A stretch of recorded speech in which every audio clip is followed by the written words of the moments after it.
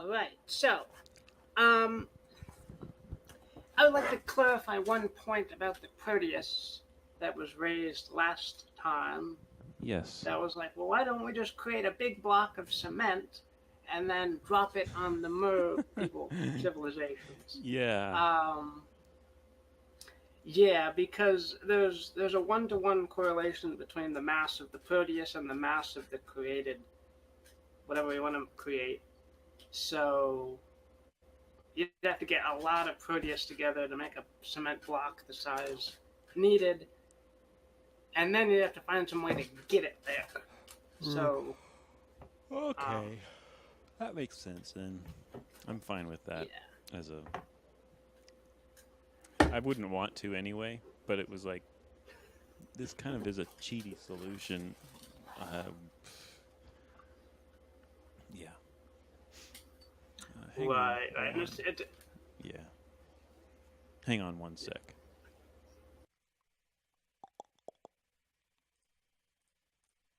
Ha. I will not play any of this.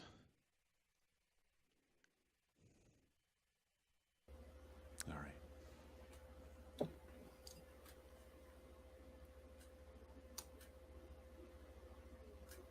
Yes. You back? Yeah. Okay. Yeah, sorry. I had to switch to player mode because I always forget.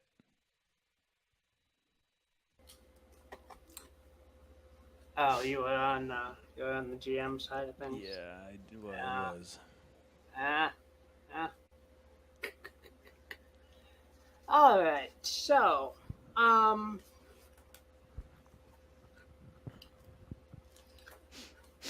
so, Lady Blackadder has promised that she would talk to the innkeeper at Absentia and get you guys a pass for food and fuel as long as you're on this current adventure.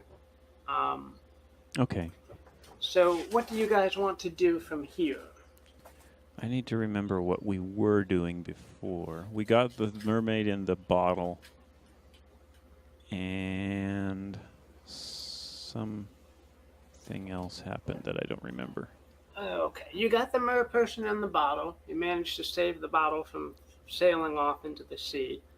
Yeah. Um, then Adrian explored the shop tower. Right. She Right. tried to summon Dravos Attenborough, um, Yeah. I remember that. but discovered that she needed a literal ton of food to offer to uh, Dravos. Yes. Um, and then, No, to offer uh, to the creature the unicorn cat combo that was acting as a proxy for Dravos. yeah, yes. And then Lady Blackadder came up to the shop and asked you guys if you would please find the mer people, kiss their scaly tails, and find some other thing they would accept besides their eye back to Yes. stop this war from Okay. Yeah. engulfing the port city. Yep.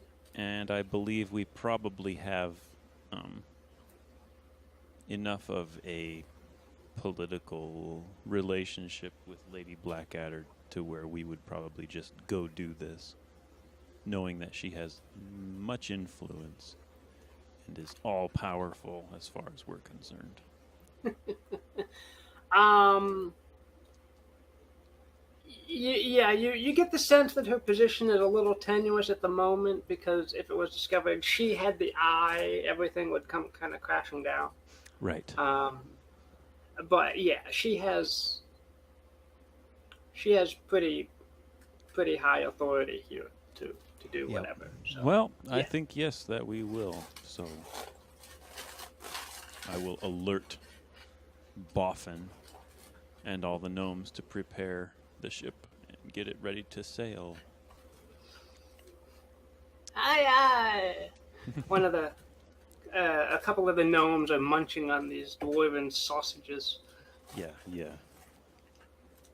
Adrian, you want some? No, I don't. I have much better taste than that. After this year of living in a city, I have gotten used to the finer things in life, such as real food. I glare at them. Fine. Okay, do you guys want to pick up anything, any supplies or items from the shop or anything before you go? Don't believe so. I assume we've kept most of the required equipment on the ship this entire year. Yes. So yeah, we'll keep it there.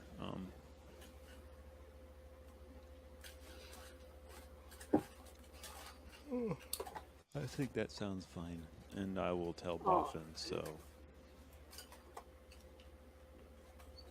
Okay. Adrian did express interest in either the Infinite Book or the Orb of Scrying when she was investigating the shop earlier. right, and now that she is part of the crew, it could be a chance that she could just take it rather than having to purchase it, right? Borrow, yeah. Yeah, and she'll ask about that.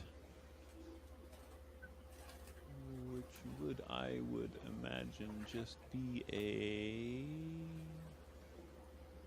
charisma check. Real Cool. fast.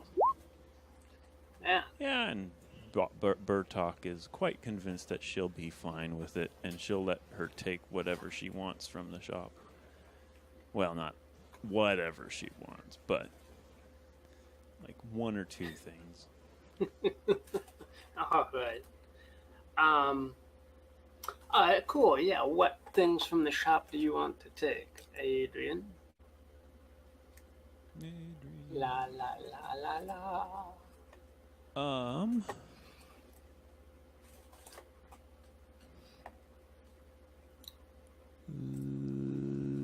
Let's go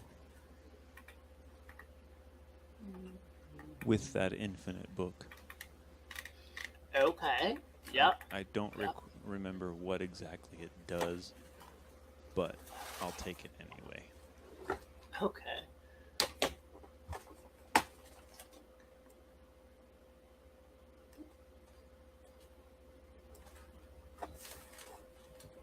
One second. Let me give you.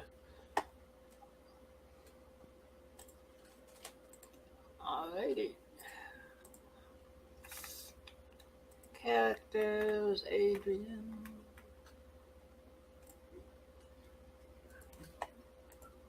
I'll give you a macro for it. Okay. I like my macros. Yes, I can tell.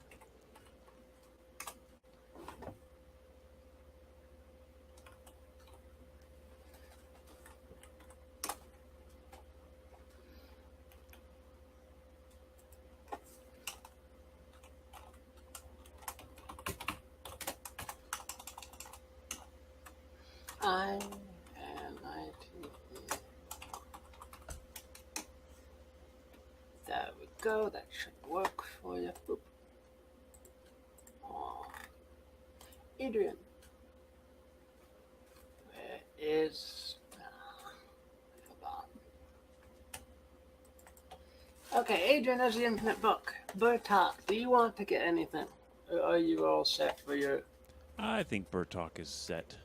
He'll just be up for heading out as soon as possible. Okay. I guess Strag is going to say that he's at a very delicate point in his researches, and he unfortunately cannot come along. Oh, okay.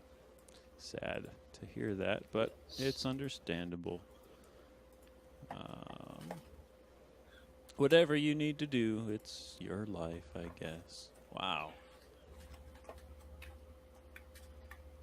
I'll take it. But Agatha will accompany you, Bertok, as always, your steadfast cleric. Yes. Adrian will give Agatha a suspicious glance. being sort of dark aligned herself, this light aligned cleric seems just a little out of place.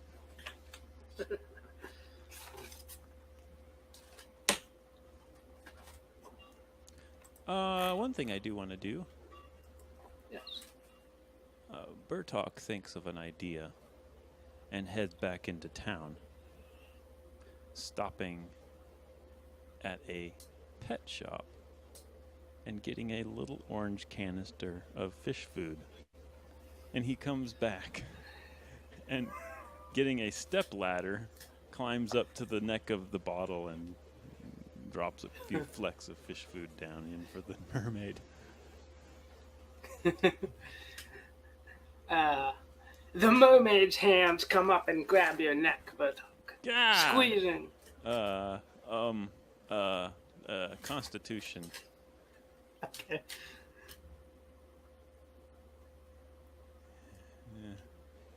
Gurgle. Ack.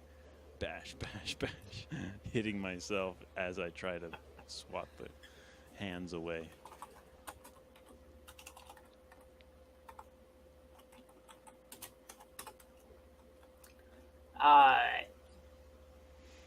Yeah, you manage to avoid damage until you can prise the hands from your throat. But, Yeah. Okay.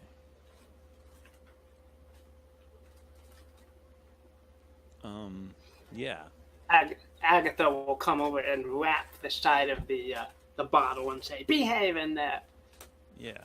We're doing you a favor by not killing you."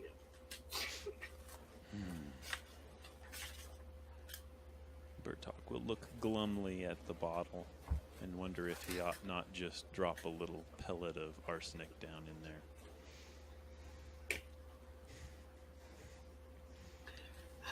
It's mean. It is. Gastrag would do it. Gastrag cares not for the consequences.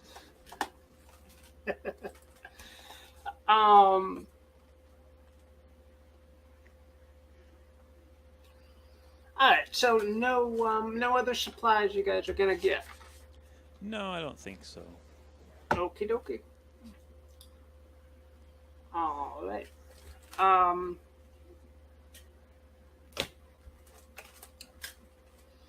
So I am gonna say that there is enough stuff on the Nautilus to scrape together an adventuring kit for one of you. If you need it. So an adventuring kit is a random assortment of items, like rope and so forth. Yeah. That, have 5 uses for it, and whenever you dig inside there, you find a rope or pinnons or whatever. Okay. Some generic so one of you thing we'd need. Nothing too spectacular. Right. Okay. Okay. So. Now, where are you guys going? Well, we found that hang on. I'm going to look at that map. We found that the portal was out way off in the far reaches of the ocean originally. Mm-hmm. And so I think we would propose going back there. This time, though, I think we want to chart over this group of islands near what you've labeled as P. Or is that or is that a D? I think that's a D. Yeah, let me get the map and see. That is... It doesn't matter. I know what you're talking about. Yeah. And so, yeah, I would propose we kind of loop across that area and then curve back up. Just to see what the heck it is. Because, hey, some of us like to explore. Sure, yeah. Some of us, such as my Harabaz druid, who says, "I care nothing for treasure. The land beckons me, and I cannot rest until my feet have touched every inch of it." Yes. Yes, I have been quite inspired by this woman's quotes. Wow. Although Okay. gold does tend to All right. drive me as well. World map time. Yay. Okay. So, you guys want to chart a course this way. Mm-hmm.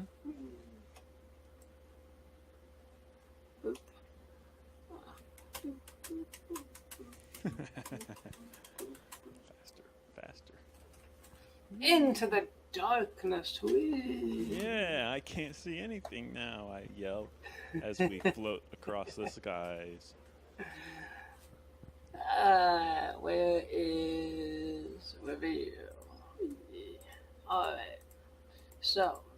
Oh, hey, as we float over Ummoe, Yep. Reanbell came along with us, but has decided to launch himself, or rather, since he's a thief, he's going to go down into the hold. Or no. He was quite the eloquent speaker, wasn't he? He was, yes. He is going... Alright. I would appreciate if you would give him a charisma check.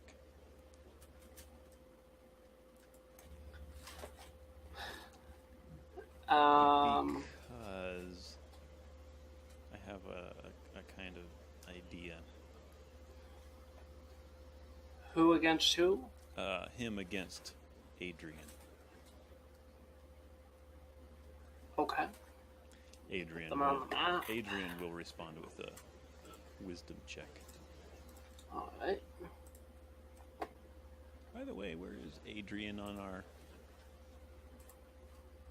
the list of handouts?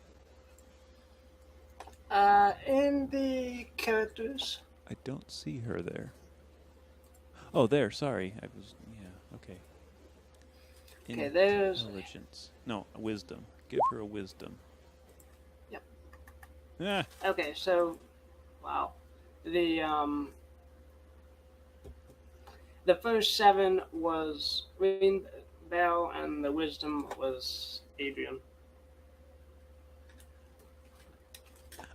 Okay. So, Adrian, what I propose happens is Reanbell will come on to Adrian and try to get her alone at some point for who knows what, probably stuff that we don't want to mention on a PG-rated channel. Okay. Yeah, and so she will, having been kind of wise to this and a little bit wary of his advances, expecting it at some point, will tell him off and stomp away, leaving him alone in her room. He will, as a response, be so distraught that he will steal her blanket off her bed and then, with a cry of despair and anguish, jump over the side of the ship as it's flying over Ummoe, and he will turn the bedsheet into a parachute and parachute down to the island. That's my thought. Okay. The rest of you will hear a cry as the thief jumps off. Yeah. The goblin cook will rush to the rails. No! You were my friend. Right. Any other Later, comical... suckers! Any other comical outcomes? Like maybe his hand slips on the corner of the bed sheet and he completely loses control of the makeshift parachute and goes plummeting into the water. Oh, boy. I don't know if we want to kill him or not. I don't think I want to. I think he survives. He lands just off the coast of Ummoe and swims to shore. Right. Takes solace in at the Bard College where he listens to tunes all day. Yep. Yeah. Okay, so Reanbell is gone. Poor That Reanbell. bastard stole my blanket! Adrian yells as she walks back in later, not realizing where he's gone. Where'd he go? And she rushes around the ship looking for him. Though, at some point, Wait. the cook stops her and says, he ditched. He jumped. All right. So, Oh, hey, I promise I didn't know Dadge was right there. What happens in Dadge? oh, everybody leaves Dadge. Except No. because, okay, what is happening at portal number D? Okay, yeah. All right, so you guys sail to the center of these masses of islands, and the inner edges of all of these semi-continents, large islands, small continents, whatever you want to call them, Yeah. is blasted and black and like obsidian-ified everywhere. Cool. Like there's been some massive impact. Mm-hmm. Right in the middle, there's a island sticking out that's also very blasted and very worn and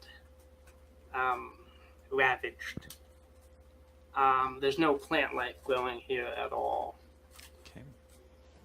You can see in the ocean various large things moving in the deeps of the water here. Extremely cool.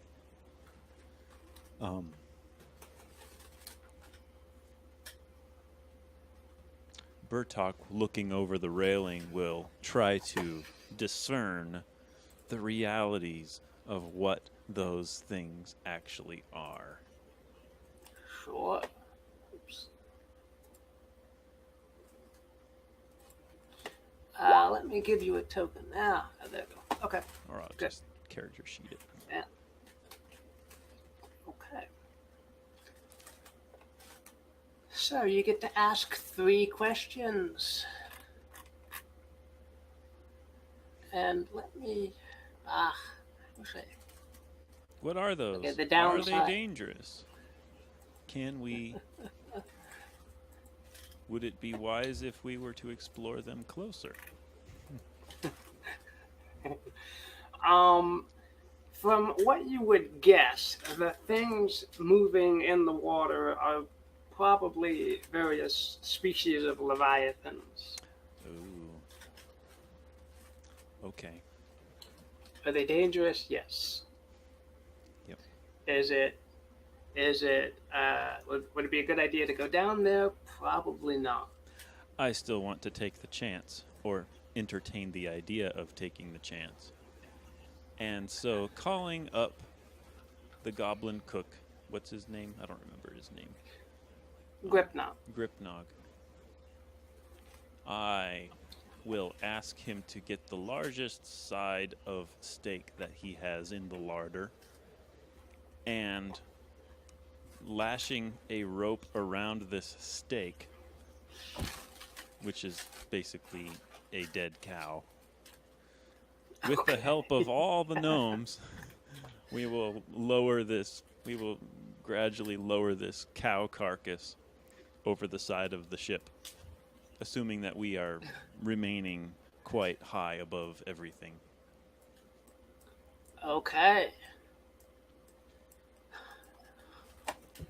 As the cow touches the water, an enormous mouth comes out, grabs it, and starts to tug all of you into the deeps.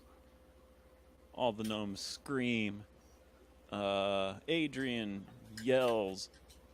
And...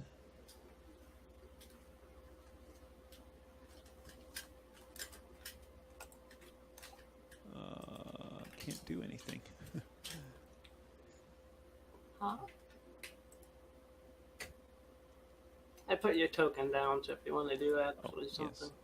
yes. I will. Yeah, I'm trying to think now. This is not good. Does it know that we're up here attached to the other end, or is it just dragging the cow down? It's pretty mindless. It's just dragging the cow down. Bertok will yell, "Let go of the rope!"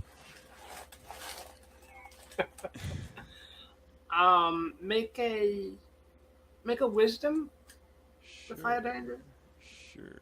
to give the Oops. order. I just discerned instead. It counts. 6.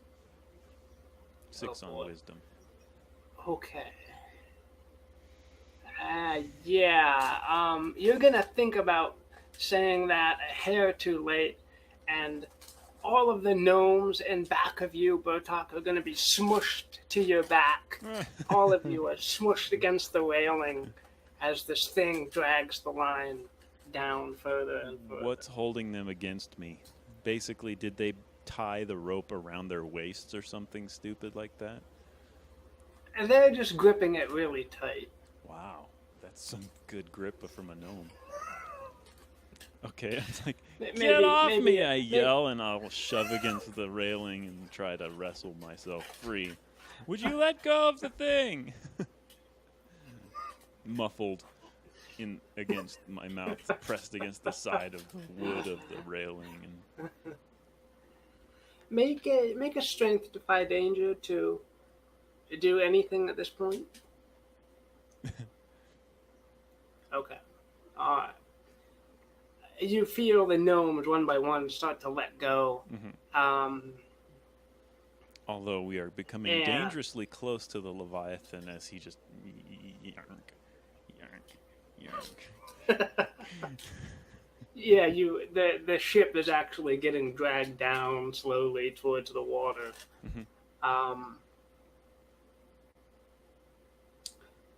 But the final gnome will let go. You guys will see the rope go sailing away down into the deeps.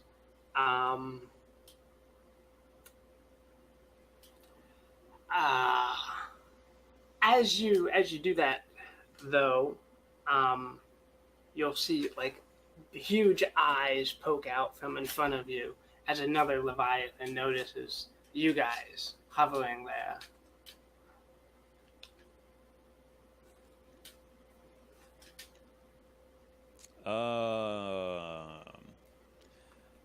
Bertok, now face to face with a massive Leviathan, says, "Hit the engines for all they're worth!" and launches himself away from the railing in a vain attempt to just get away. Make a dexterity defy danger. Yep.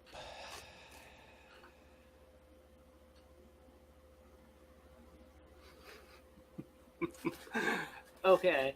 You can see this Leviathan is like puffing up its cheeks and about ready to blow something at the hovering airship.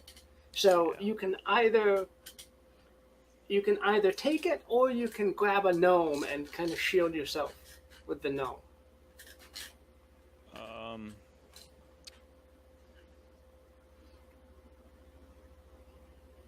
No, neither.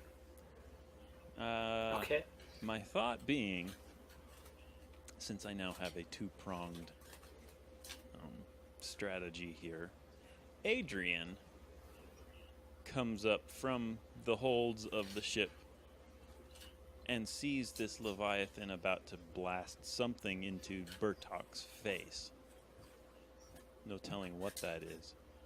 And so, as a result, she immediately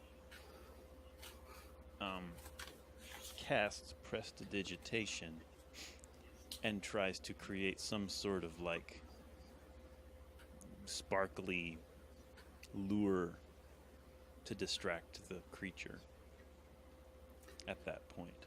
Okay, let me give you Adrian. Where's Adrian?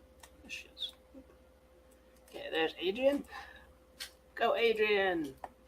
What do I need to do? I forgot how to Yeah, spell book cast spell. or just spell effect. Cast spell. Oh, sorry. Alright, it succeeds. But you can forget the spell. You can take -1 ongoing to casting spells or attract attention. Obviously, it'll attract attention. I mean, that's what I'm trying to do. Okay. Of course, if it attracts attention to me, I actually have a better chance of maybe getting away. Okay. Obviously, I don't know if I do because I don't know how my dexterity is, but roleplay wise, she's got a better chance of getting away. Okay, great. Alright, so you use your illusionary skills to create a sparkling miasma around yourself. Actually, it's accidentally around yourself. You meant to cast it several feet away, but it's centered right around you, and you can see the Leviathan shift its gaze towards you, Adrian. Mm-hmm. I curse under my breath as the spell doesn't leave my vicinity, and immediately start running across the deck, away from Bertok, sideways to try to get this creature's attention somewhere else. Okay, so let's see, Adrian, you can make a dexterity defy danger to run away as fast as you can, or you can try to defend yourself and try to have the damage that might occur from this attack, or you can try to do something else. But those are the two things that I think would be most.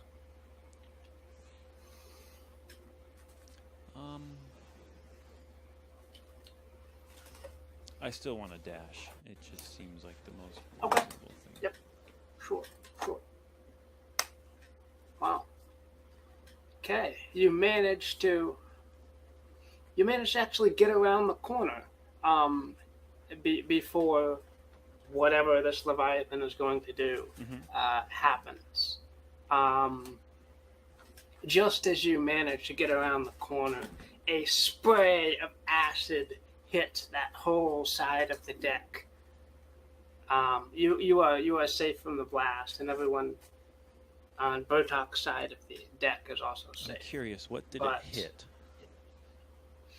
The rigging of the balloon, the wood of the deck, the windows. Okay, so all these things. I would give this acid a characteristic that it just not burns through, but it rather melts it like plastic over a fire. So it just starts bleeding down. The fumes from the melting wood and rope assault your nostrils. Yeah, ouch. I will stumble away, gasping and clutching for air, and pass out mere feet away. Okay.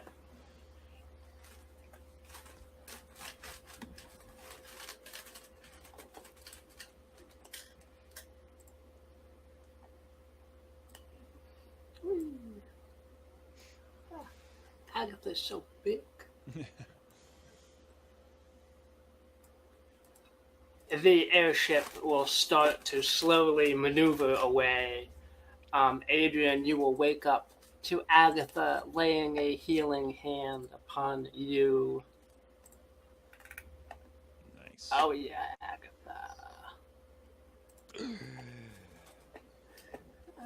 Spell effect. We'll find it eventually. Even though you didn't take damage, it will still wake you up and heal you from the minor damage of the fumes. Mm-hmm. The Leviathan will give chase for a few minutes before it decides that your airship is getting too far away and will dive back down into the depths. Okay. You'll hear Boffin from inside shouting, "Good call, Captain. Yeah, let's feed the frickin' Leviathan. Yeah." It was an even better call to let go of the rope and then rev the engines. I don't know why I have to think of all these things. You'd think gnomes could think for themselves sometimes. Forgetting that Boffin himself is a gnome.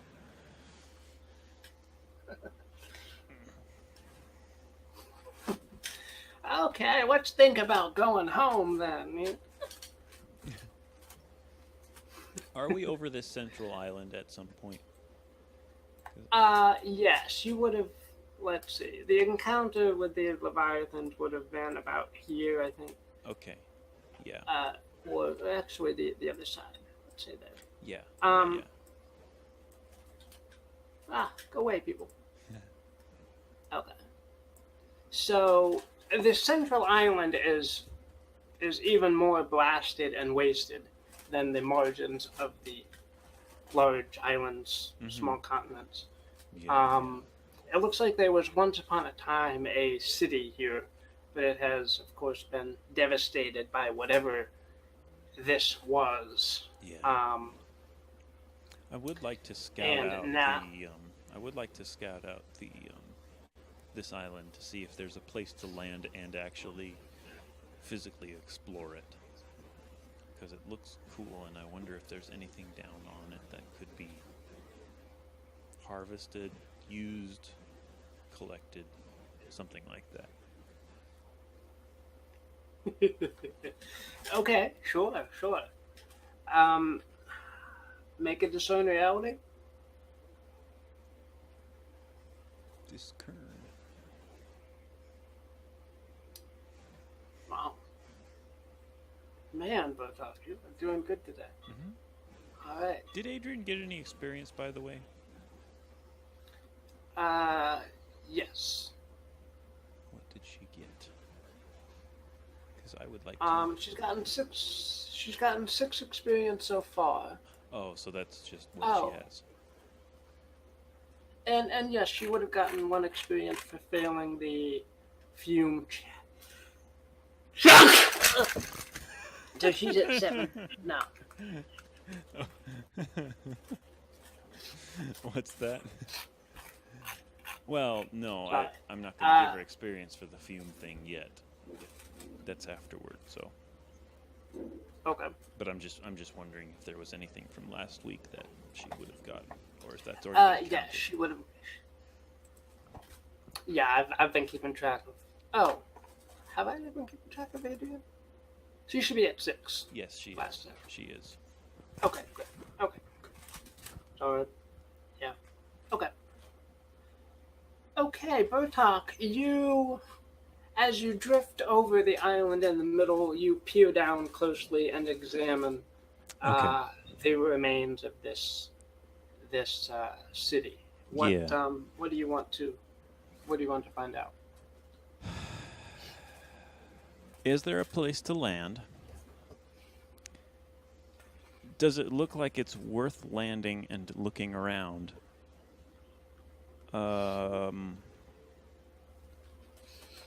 Could we possibly harvest any of the minerals and or items to fashion something for the merfolk that we could maybe create in order to exchange for the eye? Maybe? Okay. Nothing is moving. It looks like if you landed, it would be fairly safe. It looks like there is nothing at all of value here as far as trading materials go. Okay. The only thing that is here really is lots of obsidian from the melted and fused rocks Yeah. that Yeah. were here once upon a time. Um, so you can harvest obsidian if you want, but other than that, there's no life and no. Uh, there's some seabirds flying around. There's a few scraggly lichens here and there, but by and large, this is a very lifeless and blasted area. Okay.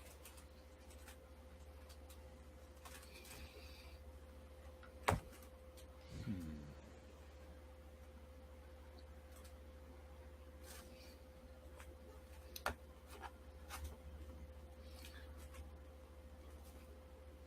At this point, Bertok is going to be much too distracted scoping out the island, and Adrian, having recovered adequately, will walk over to the melted hole that is the remains of the acid thing. And Okay. getting as close as she can without asphyxiating herself, she will try to see down into the ship to see if the acid has melted through anything that will give her a chance to see how the ship works. Okay, sure. Um, whew, okay, yeah. Um, Nearby on the outskirts of the deck, there is one of those uh, large glass orbs. Um, Oh, yeah, yeah. and just inside that orb, through the melted wood, she can see that there is a copper cable running um, inside the deck from the orb deeper into the ship. Hmm.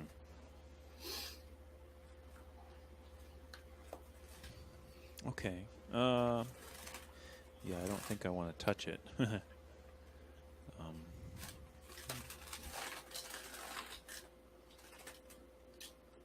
It's good to know, though. I will make note of it and turn and act as nonchalant as possible. Yeah. Adrian, as you look out on this blasted region, it does seem like some very significant event happened here. Yes, it does, and I wonder myself what happened. But not being Bertok and not being in charge of actually telling anybody where the ship is supposed to go, will not feel it in my authority to suggest that we still check it out. Bertok is sort of losing his demeanor and or his whatever his decidedness to actually go explore it, and is thinking we should probably just head onward instead. Okay. Um, Either of you, though, could make a spout lore if you wanted to try and remember what happened here. Adrian will.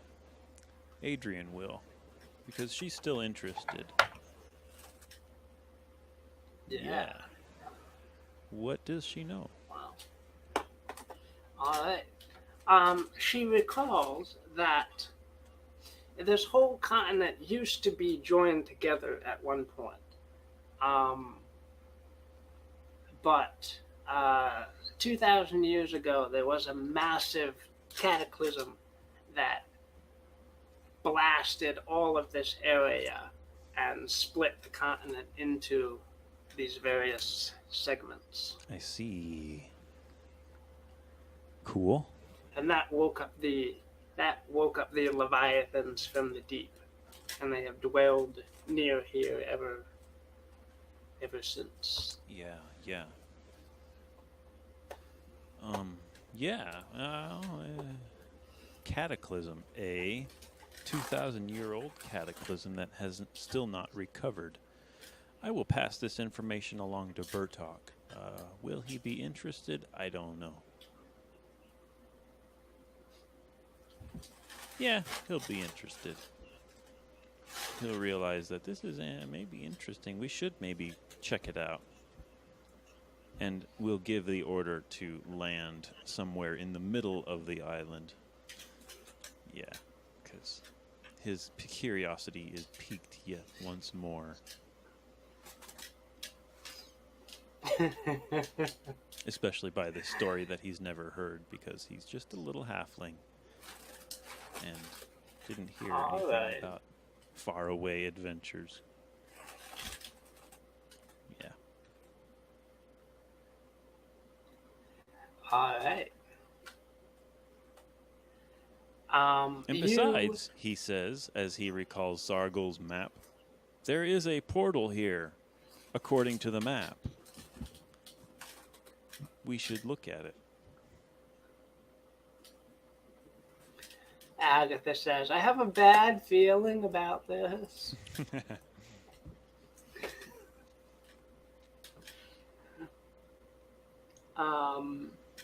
Okay. As you guys land,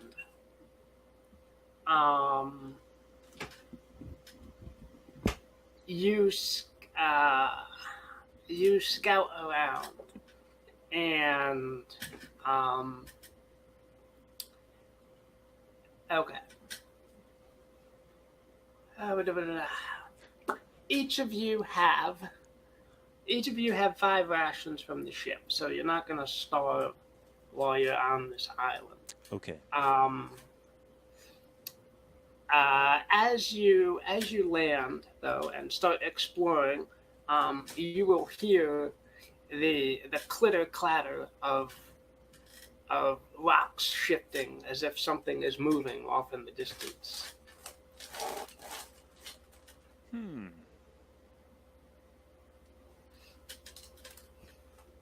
Well, Bertok looks up suddenly, his face worried. He may have just made a terrible mistake.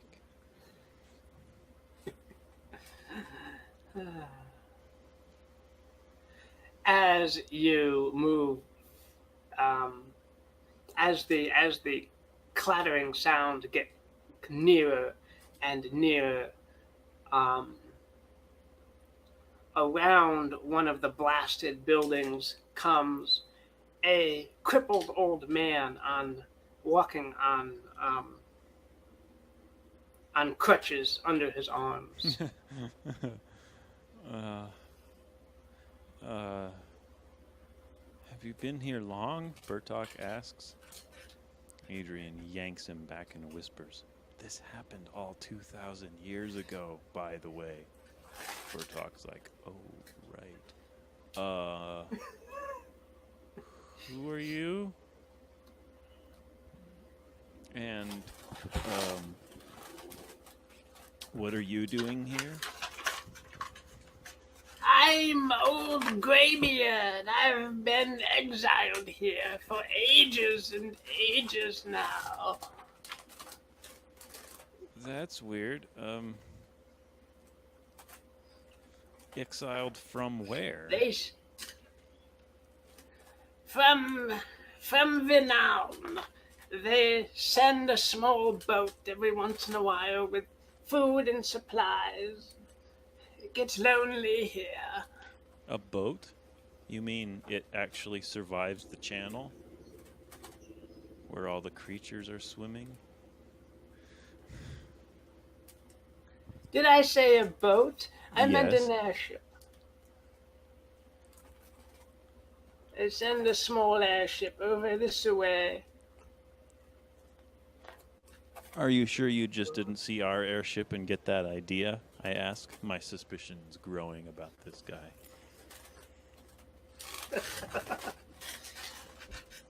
Youngsters with no respect for their elders, I'll show you. he lifts up one of his crutches and takes a swipe at you, but that causes him to fall over. Okay. Yeah.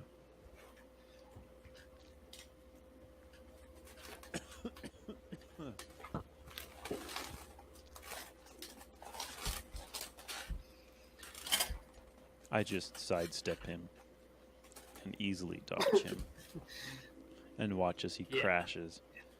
And then I assist him back up and I say, I don't believe you. How about you tell me the truth now?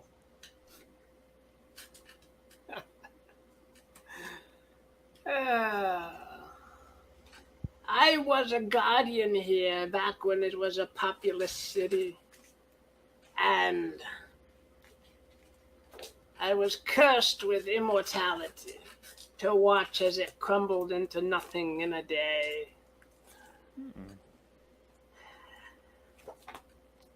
But there is still great treasures there if you can arrive at the right time. At the right time, meaning what? I'm gonna refresh real.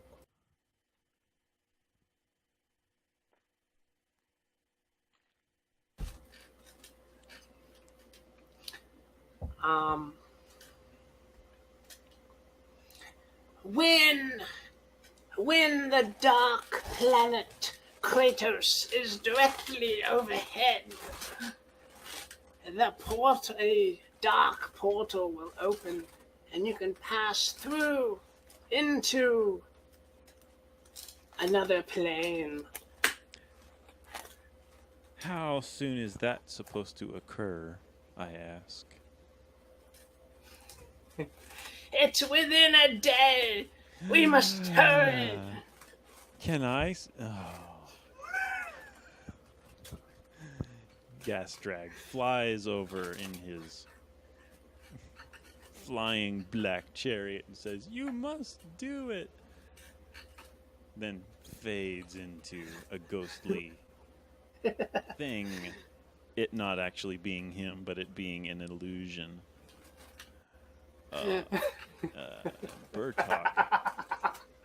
Bertok tries to discern realities to see if he actually knows what this is. Yeah, he does. He figures, that wasn't gas drag.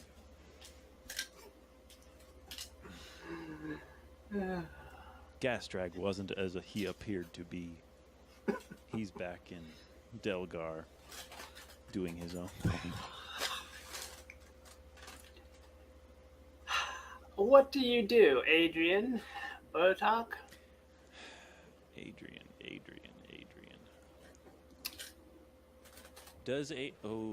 Does Adrian expect that this is a ritualistic place of magic? Is there some wizardy, spidey sense that's... She could probably tell that there was a place of power up ahead. Yes.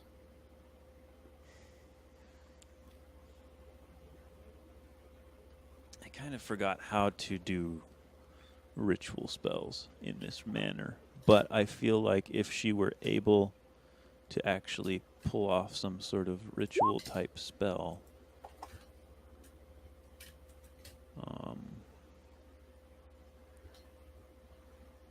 yeah.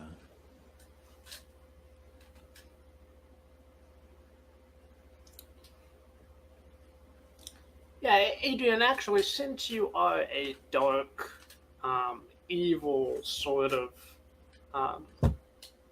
wizard. Yes, I just remembered that. That's her alignment, and I was kind of hoping it was. Cool. She will like this idea, having overheard enough of it, and will suggest to Bertok that we stay and see what it is that this guardian refers to as the portal opening when the planet aligns properly in the skies above.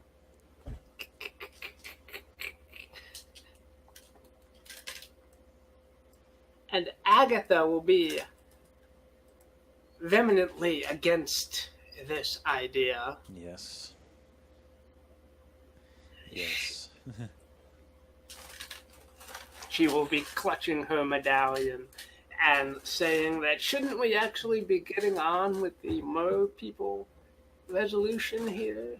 Bertok will be utterly distracted by all this from curiosity and coercing, and will say, well, the idea is if we can find something valuable enough to trade with them, and we can't do that when we're there, we should be able to have something ahead of time, trying to convince Agatha that we should stay.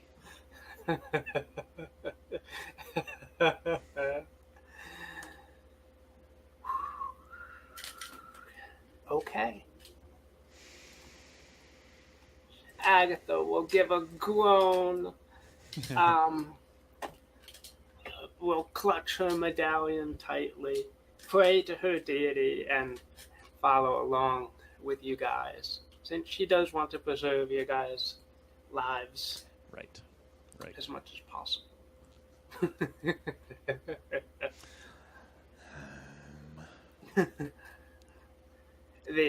The old man, Greybeard, will whack Bertok on the shins and say, "Somebody needs to carry me. I can't limp the whole way." You've been limping the whole way for 2,000 years, I retort, but in an exasperated sigh, I will lean down and pick him up and carry him on my shoulders, looking completely overbalanced as a result, as I'm excessively short and he's quite tall, and he basically just drags his feet on the ground as I carry him on my shoulders. he whacks you on the head and says, "Go that way." I regret this already, I say to Agatha. Adrian, at this point, will be quite consumed with the idea of dark portals and aligning planets, and will hear nothing but her own evil ideas as she follows at the very end of the line of people.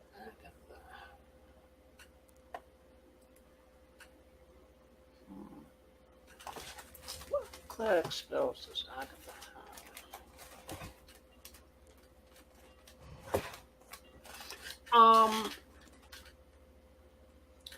Agatha is going to pause before you guys set out on the journey. Or actually, while you guys are resting one time on your path, she's going to been glancing suspiciously over at Adrian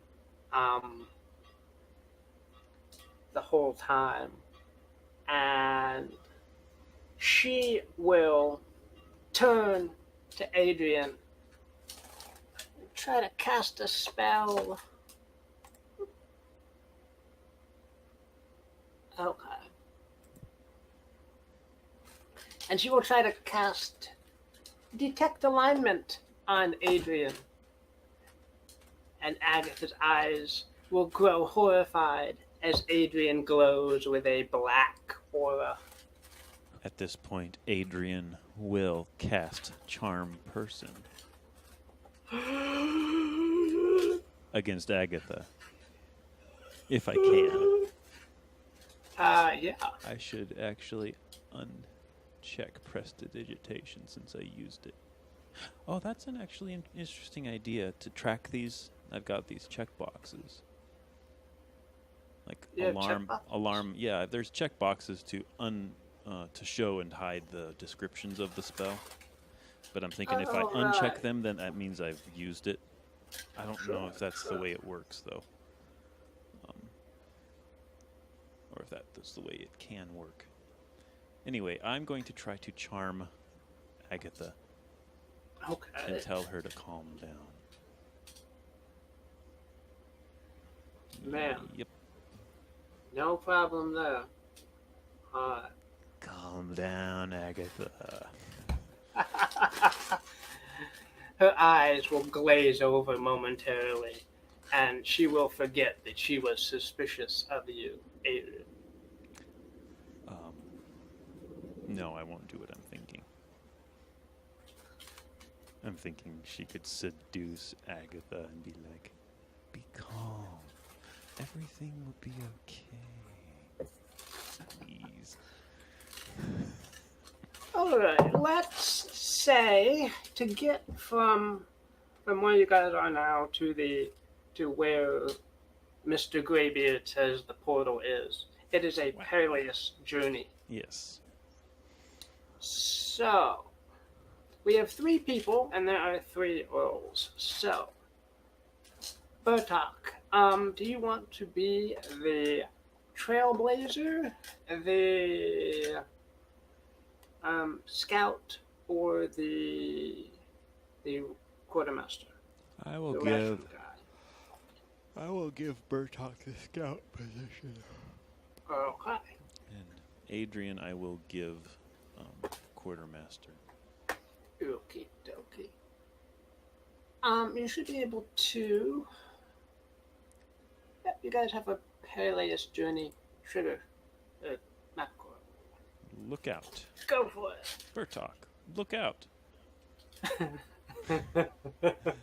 Adrian, quartermaster this thing. Yeah, we quartermaster just fine. Yes. Okay. And Agatha will take the remaining one, which is Pathfinder. Oh. Okay. Alright, so it takes all of 2 days to trudge through the ash and soot and obsidian rocks of this island to get to the middle. Agatha does not help. Well, it doesn't hinder, but doesn't help immensely in making it shorter. She directs you guys as well as she can, but it's not her forte to direct people under these circumstances. But Adrian will ration the supplies and will actually find some edible mushrooms growing that helps you guys stretch out your supplies. Yeah.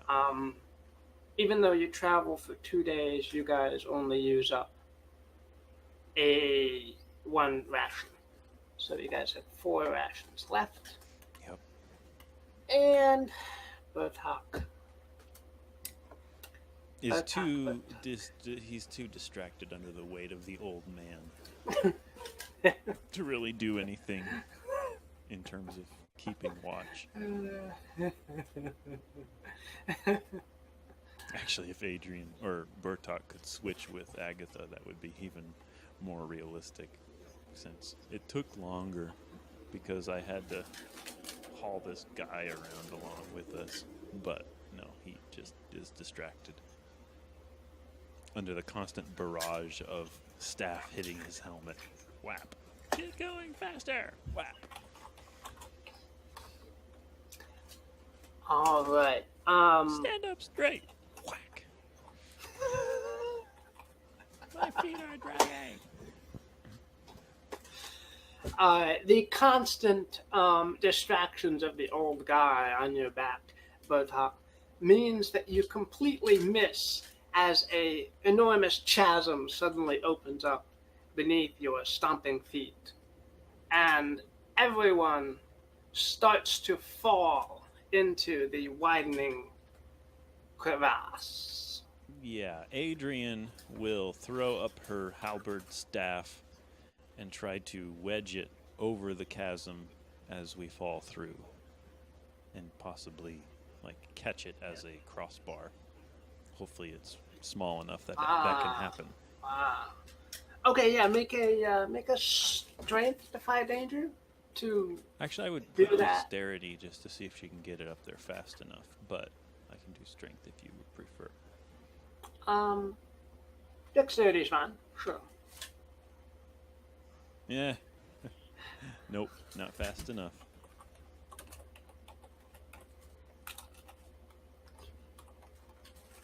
You try and try, but you Flail. And you flail and can't catch yourself in time and take 4 damage as you crash into the bottom of this crevasse that is open. yeah. 4 damage. Everybody takes 4 damage. That was for Adrian. Oh, okay. Oh. My computer just decided to speed up some for some reason. Agatha. What's up? My computer has decided to start spinning the drive a little bit quickly. Or the fan. So I wonder if it's acting up a little. I'll turn some things off. I hope this will help.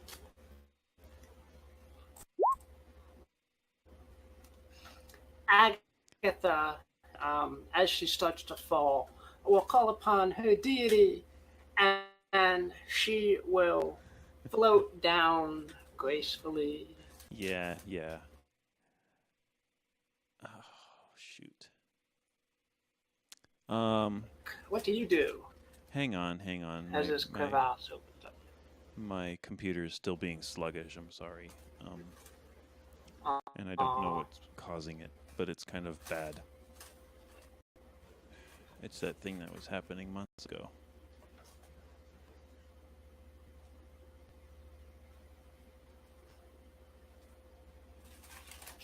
So let me just see if I can turn off some stuff real fast.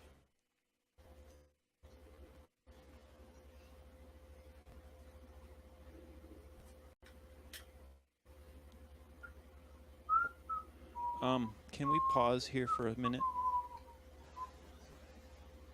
Yes. Okay, I need to stop some stuff. Sure, what here. it looked like on your guys' map. So, Yeah. not that you guys have much of a map to go on. Sure. Okay. But anyway, I'm back. So. Are we? Yeah. Okay, good. Okay, Bertok, this crevasse opens up under your feet. You're holding on to. You have the old graybeard on your shoulders. Yep. What do you do? I twist in midair in an attempt to make sure that he is on the bottom so that my fall is cushioned. No! That's all. I know he's immortal, so he can't die.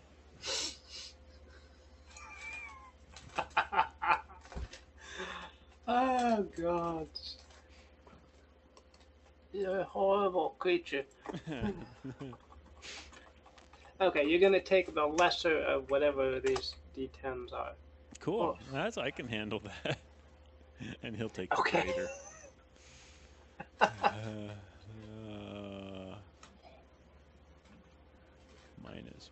Yeah. -1 damage to 21 gives me 20. Which is nothing. You hear the crunch of bones underneath you as the old man takes the brunt of it. Yeah. He gives a hoarse scream of pain as your weight crashes into him and snaps his ribs. Right. I pick myself up and brush myself off. And looking as Agatha does her little floaty thing to the ground, I wave and point, and I'm like, yeah, this is your deal. And I sidestep and allow her to run over and do what she does best. And exploit her abilities.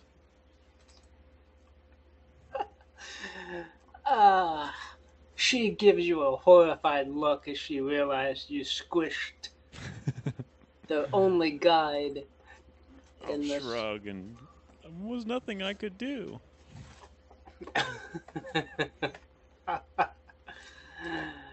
Oh dear.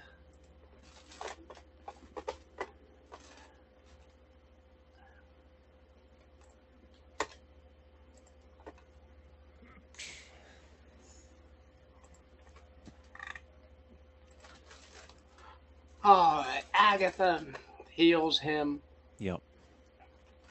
with a loud and sizzling flash of light. Heals him for some damage spell effect. Cure light wounds. He will stop. He will stop gasping in pain. His ribs will regain some definition. Yeah. Yeah. But he will give you a hated look, Bertok.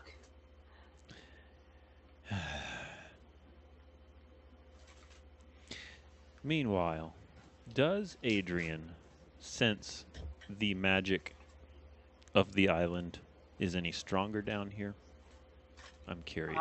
It is a bit stronger down here. You've also traveled most of the way to the center of the island. Yes. Yeah, So- yeah.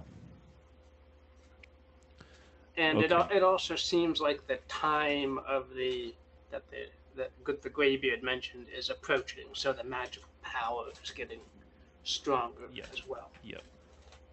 I, as Adrian, will kind of go primal almost here as this aura of magic starts working itself in my brain. And I'll just sort of hone in on, actually, let's take a look around. I would, as Adrian, like to cast light. Is there a light spell that I know? I don't remember. Yes, you do know a light spell. I would like to cast light and see if I can light this crevasse up. Okay, cast spell. Charm person is now unlearned, I think. Damn. Yeah. Yeah. My Alright. staff just completely... Yeah, it's daytime Yeah, now. you do the Gandalf staff lighting thing. Right. Yeah. So yeah, at the bottom of this crevasse, it looks like there is various cellars that this opening crevasse has bisected as it opened up. So there's cellars down here. There's stairs upwards through the rock. Oh, cool. Okay. That's very cool.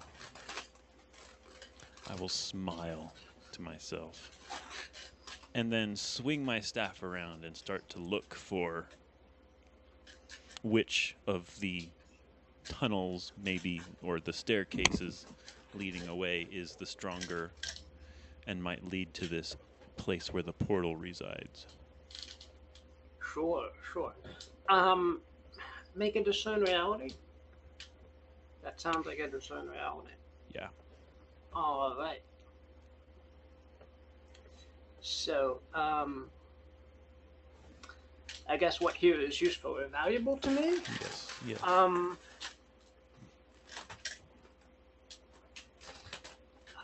You look around, pointing your staff into the various entryways that you can find, and one of them in particular looks very dark and very promising. It leads upwards towards the center of the island. Yeah, exactly. I will say very harshly, this way, and immediately start stalking off in that direction.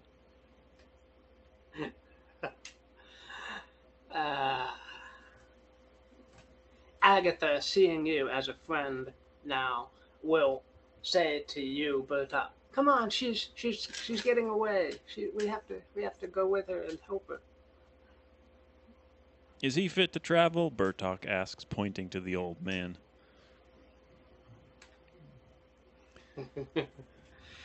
He can be moved, I think. Yes. All right. Well, I will.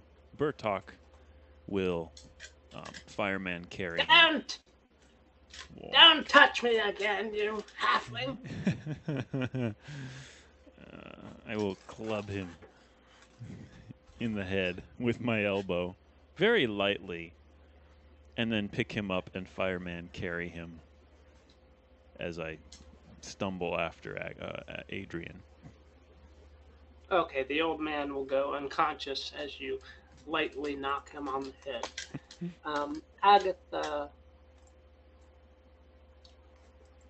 Agatha will also light up her staff as she brings up the rear, and you guys make your way through the dark cellars and passageways. Make one more perilous journey here up to the surface. I'm sorry. What are you guys doing? We are going up to the surface, apparently following Adrian until we get to the portal, wherever that is. Okay, sure. And Adrian will be following the signal in her head up to the surface. Yes. So why don't we make one more perilous journey here up to the surface? See if you guys encounter anything on the way. Sure, and she'll do scouting this time, since she's in the front. Okay. Go. Look out. 9. I think honestly that would probably be the only thing to really watch out for. Or is it still far enough away that we're going to be taking days to get there again? Probably not. I don't think it's going to be more than half an hour up to the surface. So yeah. All right. Bertok will try to make it faster. Okay. Yeah, he fails again. The weight of the old He's man carrying is just way too much, and he stumbles and. Do I want to make him fall back down the stairs sometimes? Clunk, clunk, clunk. Squash. No, I don't think we'll need to do that bad of a job here. All right. As you guys climb up these stairs, Adrian, Yes. you will see skeletal faces peer out and start to look forward. Skeletal faces out of what? The walls? Side corridors and so forth that you guys are passing as you go. I will swing my staff in that direction to try to illuminate them and discern what it is that is actually there. Is it just faces that I'm seeing? Is it a full skeleton that's coming out at me, or a full army of them? It's a full skeleton. Yeah. I see. Right.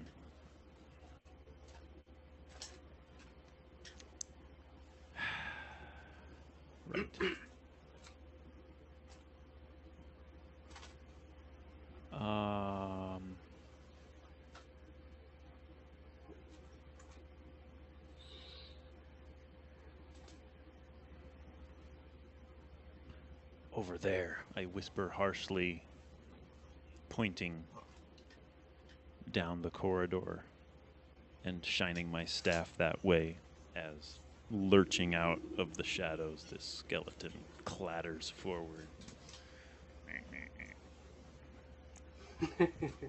Does its skeletony thing. Clacking You can his see jaw. that it's wielding a long spear in its hand. And it's coming forward, lurching.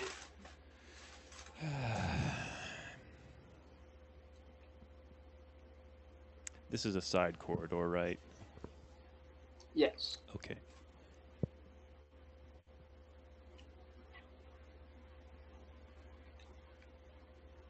Bertok is unable to do anything from the weight of the old man on his back. Okay.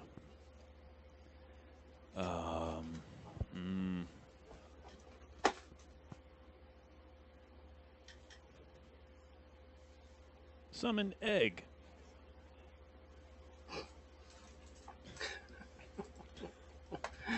No, that one's a goofy one, but I won't do it. Um, yeah, I don't know. What do I want to do? I mean, the only thing Adrian can do is cast invisibility over everybody. But it just seems like the thing that is expected, and I wanted to kind of come up with something unexpected, but I'm not sure what that would be.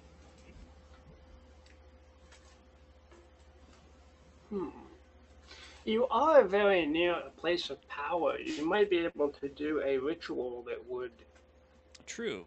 do something. Yeah. Okay. Yeah.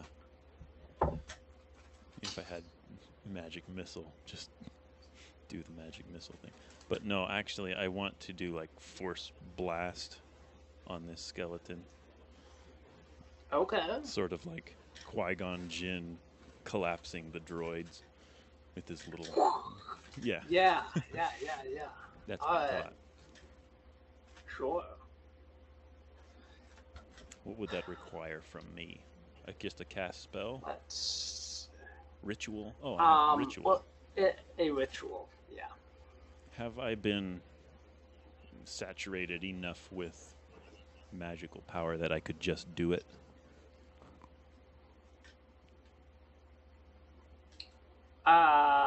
We still need to do the ritual mechanics. Oh, okay. So I need to just roll for ritual then. Okay, so you want to force blast this skeleton that is coming at you. Yep. Alright.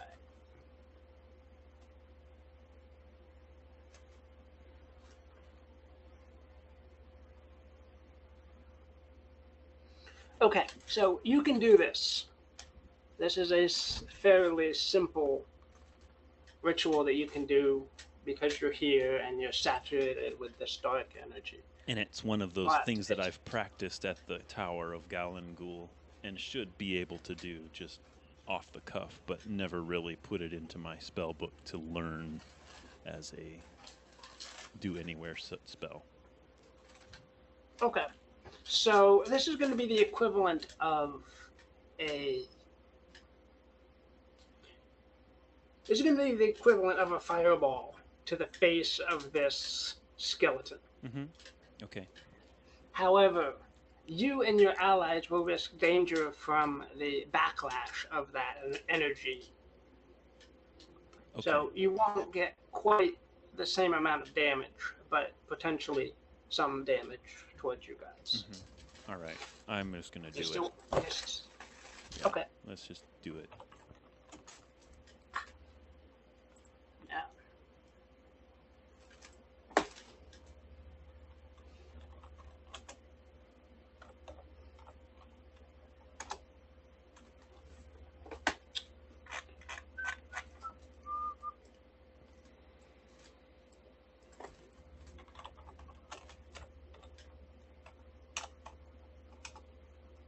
Yeah.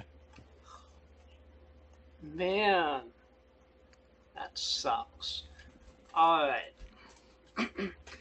Your companions will feel their life force drain away as you build up a sorcerous ball of energy. You launch it at the skeleton. Yep. It gets blasted to pieces. I had a total cool and- visual of this where the skeleton itself gets lifted off its feet and pinned against the rock wall, and then pieces and bones start just falling away and crumbling, and like its entire bottom jaw just falls off and clatters to the stones until nothing but the top of the skull is left, which shatters.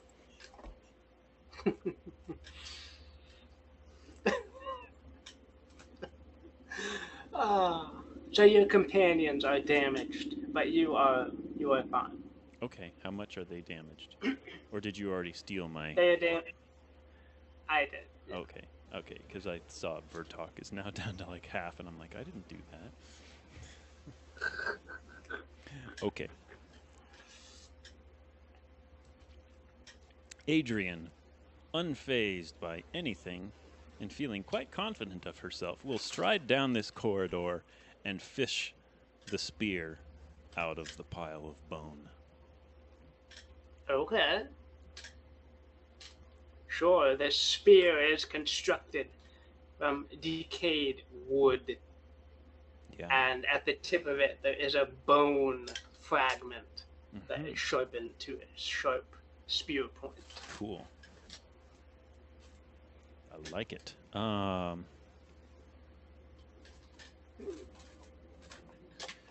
One second. Sure. 1 second. I have a table too. Well, not on Roll20, unfortunately, because I can't figure out how to do it. But I do have an Excel rolling for treasure table Oh, cool. Okay. somewhere. Calculator? No. Actual Excel? Well, Ubuntu's version of Excel. Libra or something like that. Right. Okay. Cool. Weird. I thought I did. La da da da da. Over the sky.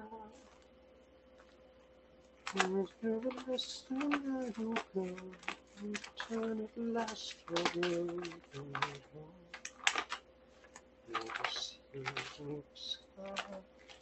Honestly, I wanted to discuss another thing. Yeah. That being the strength of a particular weapon. And I know Reanbell brought this up too. And it just seems like Adrian's, 1d4 of damage is determined by her character. Bertok's 1d10 of damage is determined by his character. And I'm like, it just seems like if you picked up something that was super duper powerful and could do more damage just by using it. I don't know. Would that be a possibility to just think about? Some weapons. There are some weapons that could potentially do +1, +2, +3, +4 damage. All right, that's reasonable. And of course, then there's the Staff of Dread Necromancy that could just like obliterate an army and call it good. Right. Okay, I can't find my Excel sheet for rolling treasure. All right. So I'm just gonna say that this thing has on it 100 gold. Oh, cool. Adrian will take that somewhere. As well.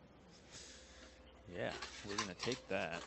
Or perhaps a small trinket that's worth 100 gold or something.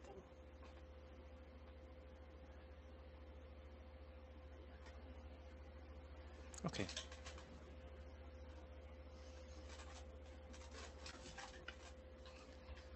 All right.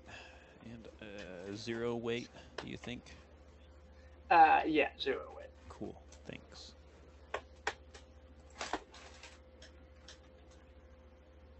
Very good. The damage done to Agatha by your necromantic force blast there will have dispelled the charm person spell you cast on her, Adrian. Yeah, I didn't think of that. Oh well. I'll see her eyes clear as I glance over the two laying there. 3 if you count the old man. And I will cringe and sigh and hurry out before anybody can regain their senses and know it was me that did it. Although it's a high likelihood that they already do know. Agatha will. Yeah, Agatha will clutch Bertok and say that she doesn't think we can trust that lady there, that girl. Bertok coughs and shakes his head and says, I know what you mean. She's not acting right for sure.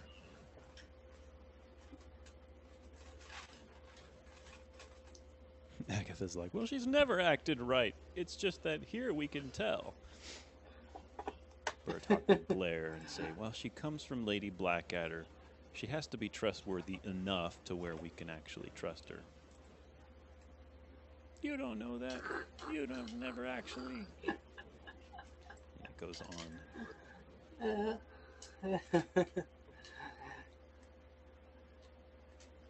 Meanwhile, Adrian's up there at the front just walking along confidently, getting closer and closer, while everybody behind her struggles along and mutters complaints and suspicions under their breath. Alright, now, are you guys still following her? Are you guys still going up to the surface? Or yeah, we've walked back up and are continuing onward. Cool.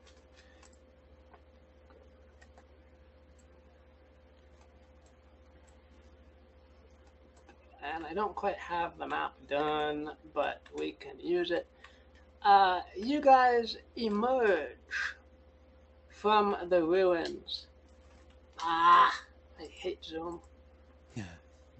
Go away. Go away. Go away. Okay. There we go.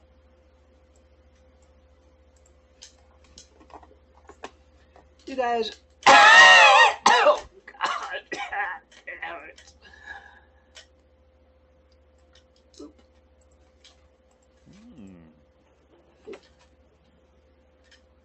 You guys emerge from the ruins to find yourself in a place with no sun overhead at all. There's just dark, billowing clouds as far as you can see. Wow. Are we able to see all these corpses and things?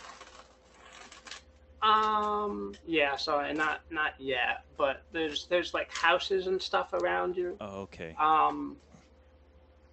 That are lit with like bluish, ghostly lights. Cool. And yeah. Where are we heading? Adrian is very fixed on this goal of getting to where she needs to go. Yeah, she is feeling it now. She is pretty much where the energy is emanating from. Yep. We're here, she says in a low, almost unearthly voice of sorts.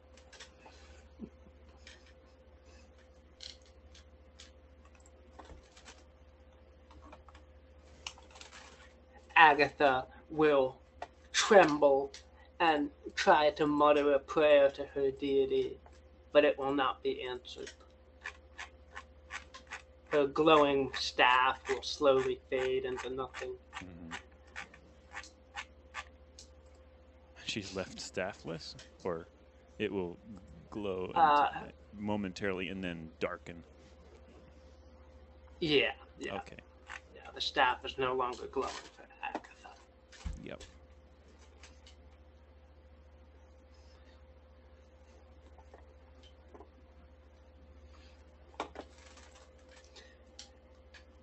Bertok, what do you make of this strange arrival?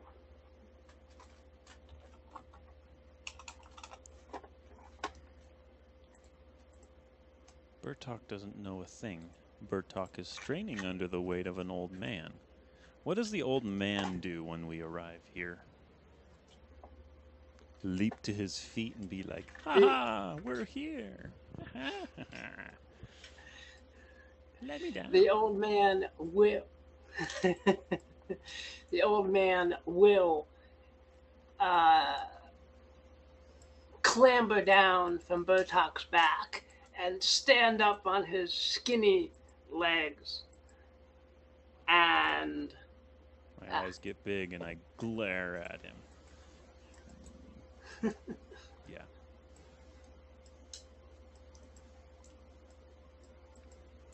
You could walk this whole time. But he is. No, I can walk now that we're closer to where I was cursed. It starts to wear off.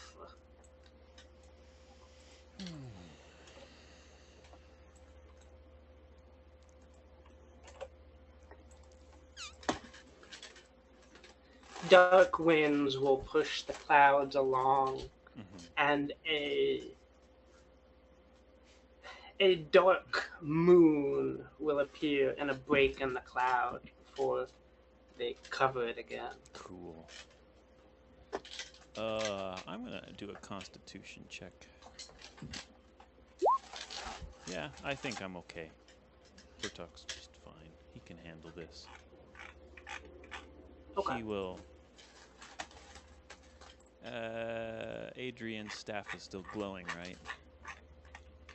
Yes. Okay, because I'm thinking if she were to walk through this desolate place, try to shine light on some of the houses, figure out what happened, that kind of thing. And Bertok will hurry along behind. His confidence quite high. Agatha will follow closely behind, not trusting this strange city you guys find yourself in. Yeah, Bertok will, very not patronizing, but very carefully take Agatha's hand and just hold it for comfort. For her comfort, not his. He's already he has enough confidence right now. Okay. But he'll sense that she's very worried, and will try to reassure her. That's weird looking. I don't like this place. I know. I don't either, but I think we'll be okay. I'm feeling pretty confident. Hence my confidence being so high. On a scale of 1 to 12, I would give my confidence a 12. Scales don't go up to 12, you nitwit. They go up to 100 sometimes. But not 12. Okay. Adrian, what are you doing here? You're looking around at the houses at where you guys are? Did I notice the moon above as the clouds parted for a moment? Yes. Okay, I will stare up into the sky as I stand at this crossroad and try to glimpse any more celestial happenings, such as a planet aligning with something. Yeah, you see in this hanging directly above in the sky, you recognize the dark moon as the dark planet itself. Oh. And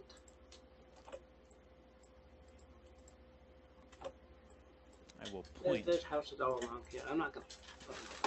I will point with my staff and say it's almost time.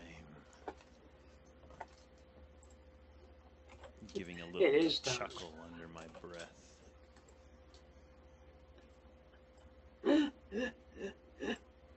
The old man hobbles Adrian, up and is like, "Yes, it is."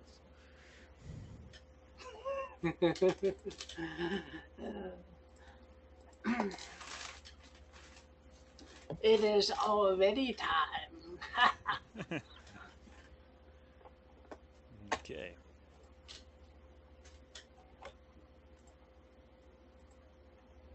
Do you know where we are? Do I know where we are? I ask the Yes. GM by doing a spout lore. Ah, yes, spout lore. Who is spouting? Wow. The first time in 39 weeks that I've got a double 6, I think. Wow. Yep. You recognize this. Ah, There's this is the city of. there's a mural in the Tower of Galangul that details this city to an impeccable T. I know exactly what this is and where we are and what is happening now that I have tried to remember what my teaching has taught me. Yeah. Alright. This is the dreaded City of Midnight. This exists on every world wherever the most deaths have occurred. I see. It is also a portal into the plane of decay. It's kind of on the edge between all the worlds and the plane of decay. Cool. So, okay. Question. yes. Would I have been warned about this or encouraged to study this or what? Meaning, will Interesting. Adrian want to leave? Will she want to stay? Obviously, she's evil aligned, so there's that factor, but will wisdom prevail? Let's see. She probably would have been cautioned, but not warned away. Okay. If that makes sense. Kind of. I think, yeah, I can maybe deal with that.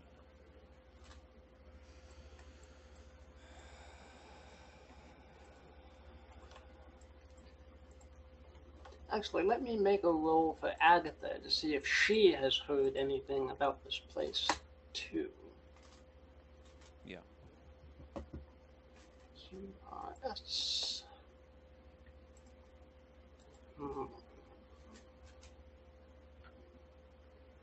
Alright, Agatha will have vaguely heard of,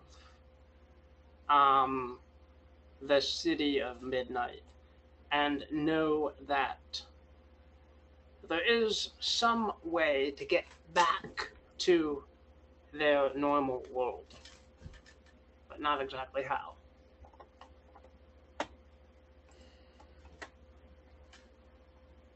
Yeah.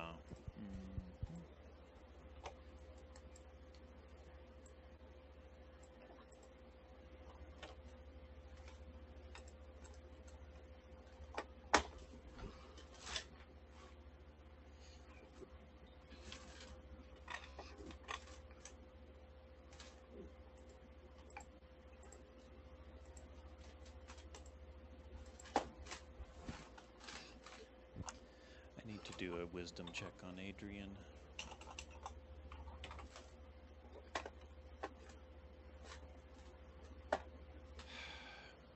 She is quite enamored with the idea that we are here. She knows that we must exercise, that's weird, caution while here, lest we never escape and descend further into decay. But the prospect of actually standing in this place is too much for her to really give up and leave. And so she will stride onwards or something. All right.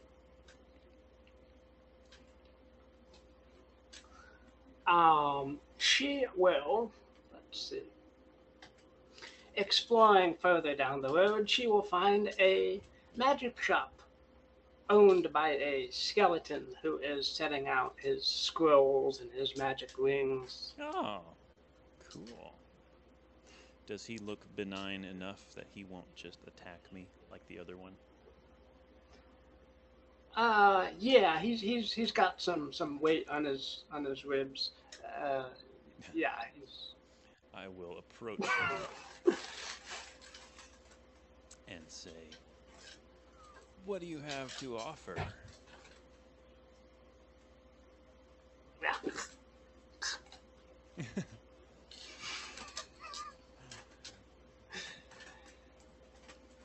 I've got here. Let's see. I've got a scroll of minor illusion. Um, a scroll of fireball. A dark tome from someone who was passing by before. I've got a ring of transformation.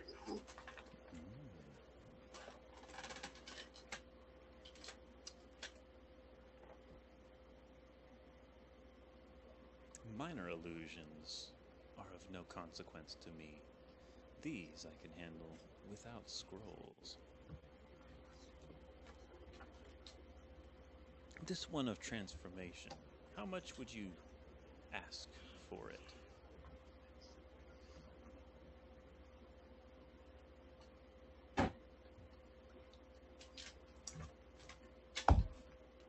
Oh, wow. He'll peer at you with his lifeless eyes. Ah, one experience. Well, some of your life force. My eyes will widen, and I'll look warily at him. I prefer not to exchange that for what you have. What you offer is not valuable enough to me. I will turn and stride back out of the shop.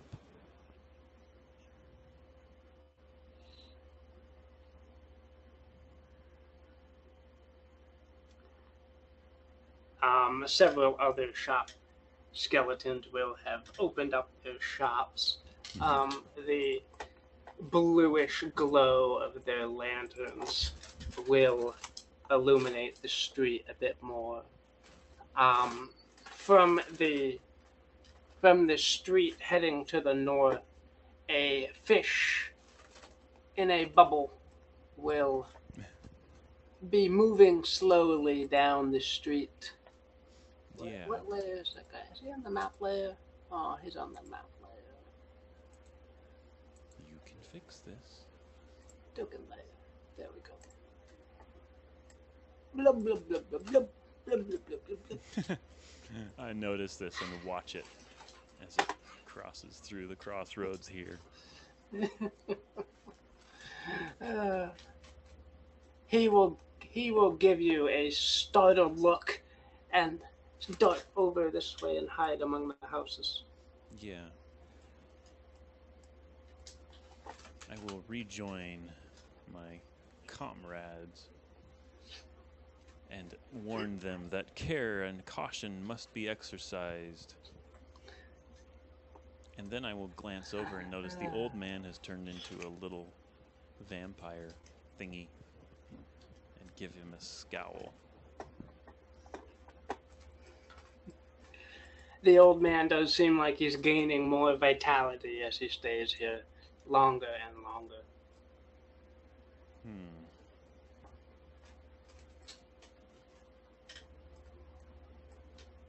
I look up into the sky to check the positioning of the moon. The dark planet is still directly overhead. But from a more central location, you can kind of see that along these roads leading outwards, as you stand and watch, various roads leading outwards are being lit up. Almost as if we should follow them as they alight. This is my thought.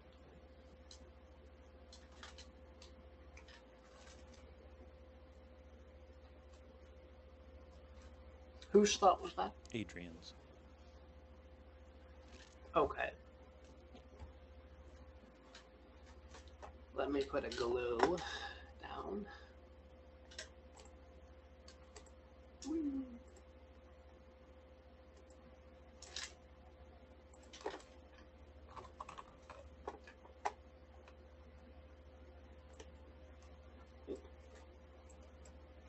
Okay.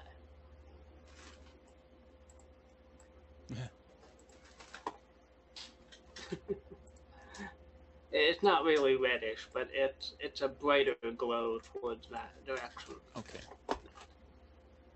Yeah, I get it. And once again, it's on the wrong layer. Tell them later. There we go. Okay. Are you great sorcerers? The fish will say in a bubble. Adrian looks at the fish and says, "Well, yes, of course. Especially him." And she points to the old man. Oh, good. I've wandered here, and I need to get back home. It is awful dry and terrible here. Sorry, we don't know how to help you yet. We're still trying to figure this out, I say, as I swing my arm over and motion everybody to follow, and I start walking toward the illuminated pathway. All right.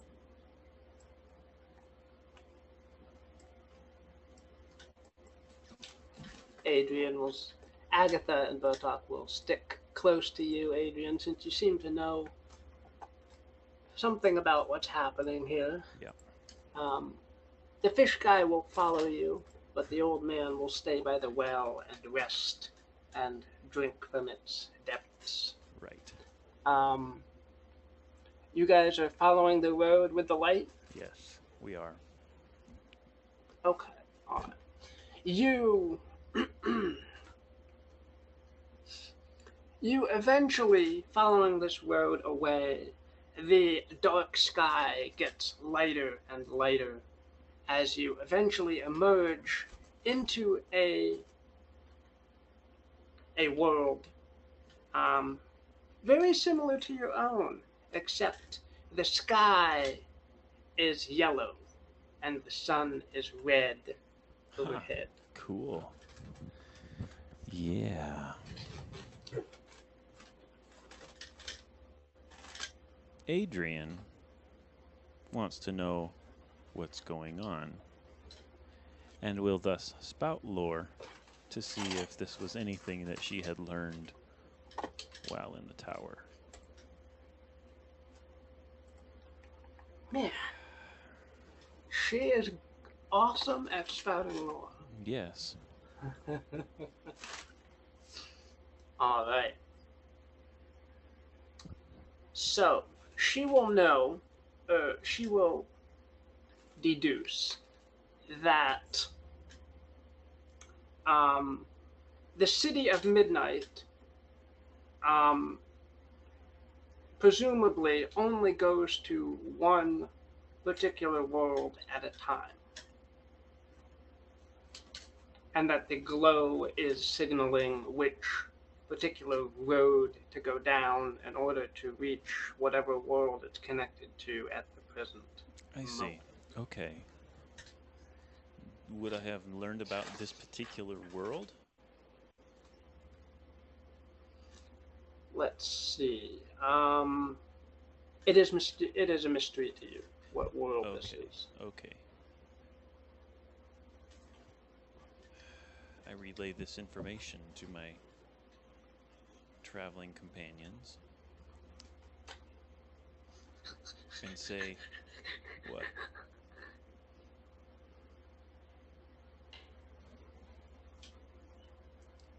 And say, I don't know. I think I know how to get out of here, but we need to be careful. And I will turn and lead us back into the city before we are Alright. trapped. Yes. The dark aura will envelope you again as you walk back down the road, and the light will fade from this road and move to a different one. Follow me, I say. It's over there. We need to check that one. And I will lead us up the trail. This is so scary. I don't want to do this anymore. But we have to. Blub, blub, blub. Come, fish. We might be able to find out where your home is. And it sucks the life out of me. Alright. You guys follow the light, follow it towards the end, and you guys get dumped into a vast ocean. No! Flounder, flounder. And the fish Deep is underwater. like, yay! And he swims away. Right? Thank you for helping me. One experience for everybody. Call on me if you ever... Right. Yes. Call on me if you ever need anything. Thanks, I yell Goodbye, back friends. as he swims away. Goodbye, fishy. Quick, swim back up Everybody to the make a portal. constitution check. No, I don't want to. I yell as I make a constitution check. Goodbye, constitution.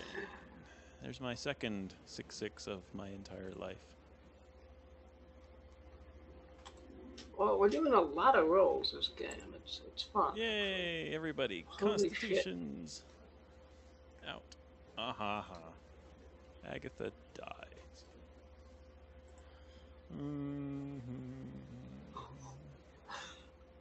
That is horrible. Okay, did Bertok roll? Yeah, he did. He got a 9.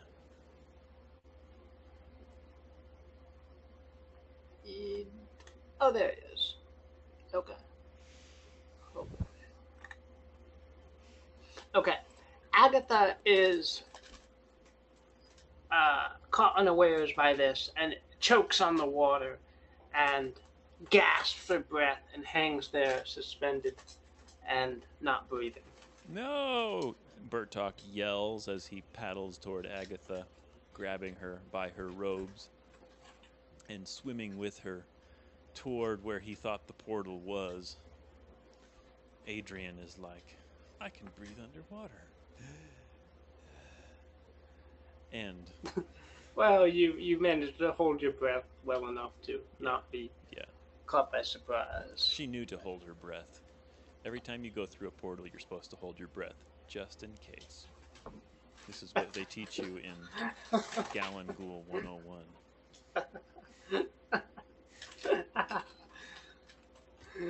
Alright. Adrian, you can make it back okay if you want, but Bertok, you're gonna have to make a strength defy danger to tug Agatha along with you. They all do the defy danger for Bertok, because we're all going to swim back. Okay. Ha-ha! Bertok kicks his tiny little legs and swims like the fish up toward where Adrian has disappeared, dragging Agatha with him. And then tumbling down. There's an undefined moment. Yeah. There's an undefined moment where the water fades away and the land of the city of midnight becomes firm underneath your boots, Bertok, and you poof back into the gloom and immediately I roll Agatha onto her back and leap onto her chest and start giving her CPR and mouth to mouth, maybe taking a little too much time and effort with the mouth to mouth portion, but not so much that it's creepy. No, you don't, I yell. I think any amount of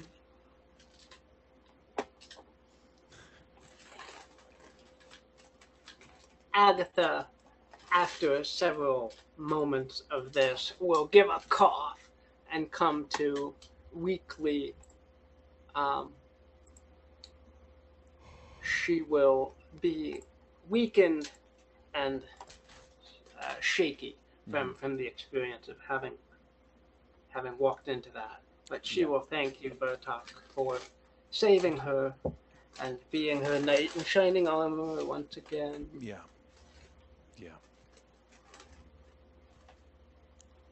I get up before it starts getting really creepy and help her to her feet.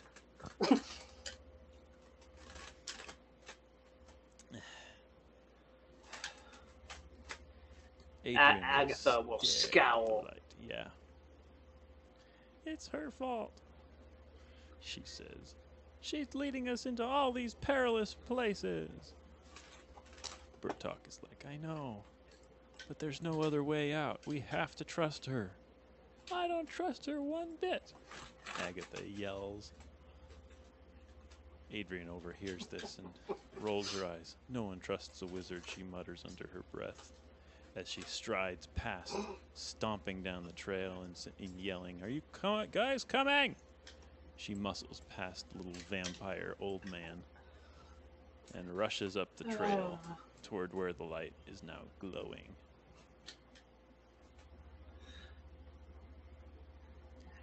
Adrian, make a discern reality here. Fuck.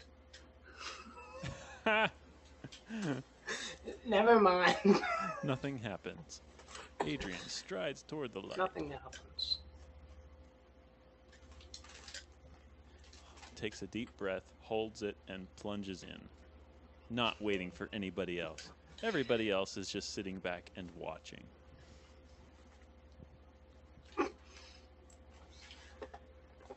Agatha and Bertok, back here, near the well. Okay. Adrian, you emerge from the ruins of a large city. There is forest growth all around. In the distance, you can hear farm sounds and the mooing of cows. What do you do?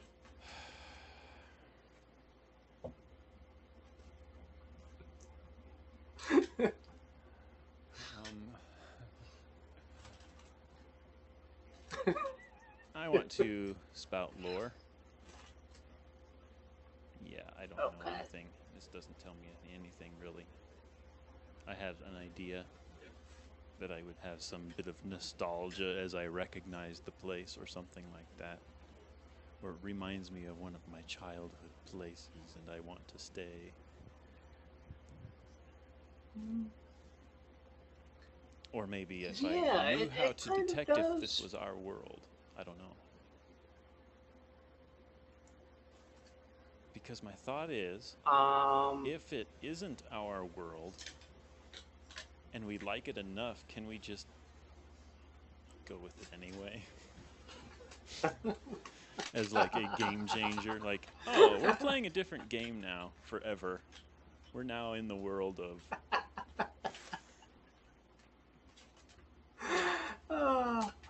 I mean, yeah, sure.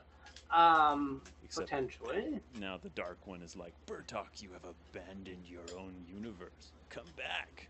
Portal, suck. Never mind.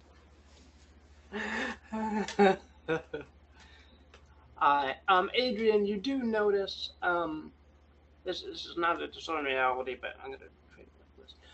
You do notice small, childlike bones amid the ruins here. And they are dressed in decayed bits of armor. All the weapons and all of the armor is like child-sized. It's very strange. So you would presume this is a world of small humanoids. Ow! Ow, that hurt. What are you doing to yourself? I hit my headphones and it hurt my ears. You're weird.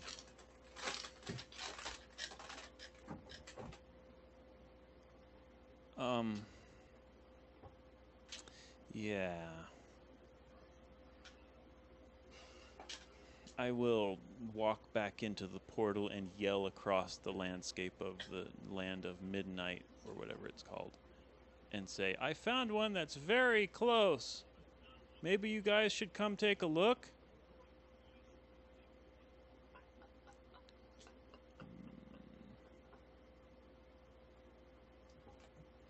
The old man turned into a dark, vampiric sort of creature. We'll pause, you guys, for a moment. He will say that he wants to thank you for someone finally bringing him back to the plane of decay. And I have notes on this guy somewhere. But he will offer you a choice between a wing feather from him that you can use to call him, or are you there? What are you doing? Imitating his posture. Oh.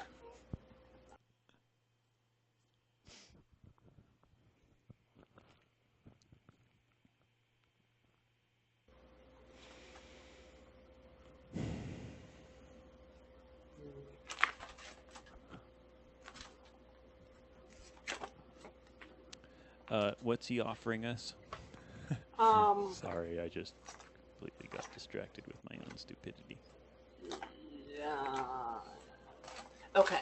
He's offering you it looks like a raven feather. Okay.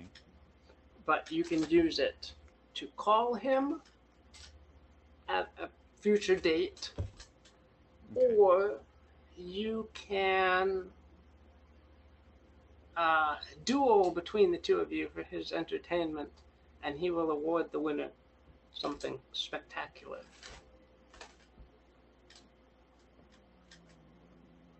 Between the two of us? Yes. Like duel him or duel Agatha? The two of you duke it out. Yeah. Oh, I like that idea. Bertok really likes this idea. But, I don't know. Is he wise enough to avoid it? I don't know. He's not very wise. I don't know what I rolled. I can't tell. What does that say? Yeah. He'll shuffle back to Agatha and say, hey, can you buff me up? I'm kind of thinking of going for it.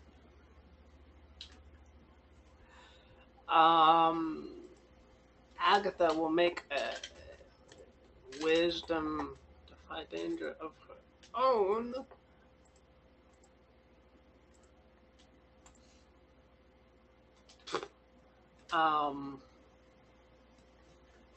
She's going to cast spell.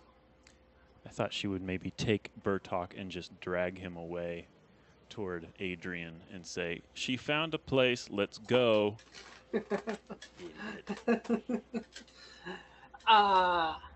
Yeah, particularly since Agatha is actually not able to do spells at the moment. Right. Oh, really? Not really. There's no sun here. She can't call upon her deity on this plane, unfortunately. Yeah, she's gonna beg Bertok to just let's leave and forget about him, and thank you for being nice to us, sir. We're happy you got your legs back, but we are going to go. Yep, and that is exactly what happens. Despite Bertok's other thoughts, he will eventually relent and allow himself to be dragged along by Agatha. kind of basking in the feeling of having a woman dragging him along. Despite his better knowledge that nothing will happen, nothing will come of it. He just likes the thought.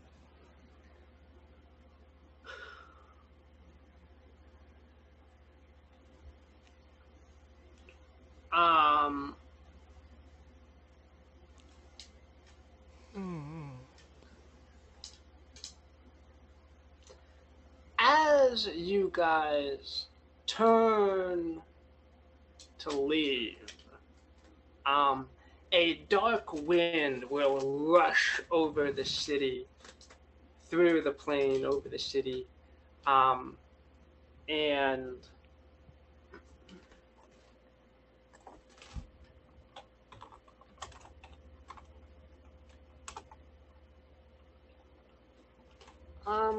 eh.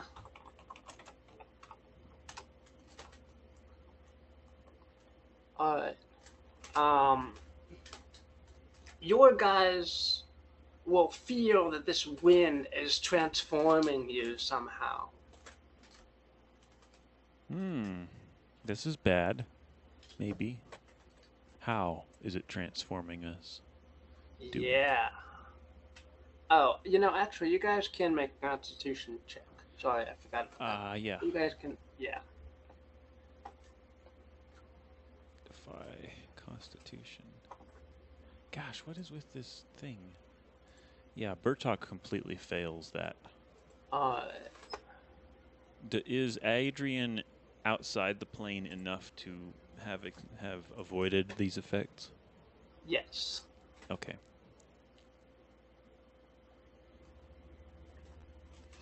Okay. Bertok, you are going to feel your eyes sting in the rush of this wind over the city. Mm-hmm. Agatha will also be rubbing one of her eyes, and Bertok, as you look at Agatha, you're going to see one of her eyes has turned black and inky. I look back at her, trying to gauge her reaction as she looks at me. She has a horrified look on her face. She has a horrified look on her face, grabs my hand, and drags me down the road. Yeah. We have to move now, she screeches, and I nod my head as I realize what might be happening, squeezing my eyes shut and shaking my head to clear it.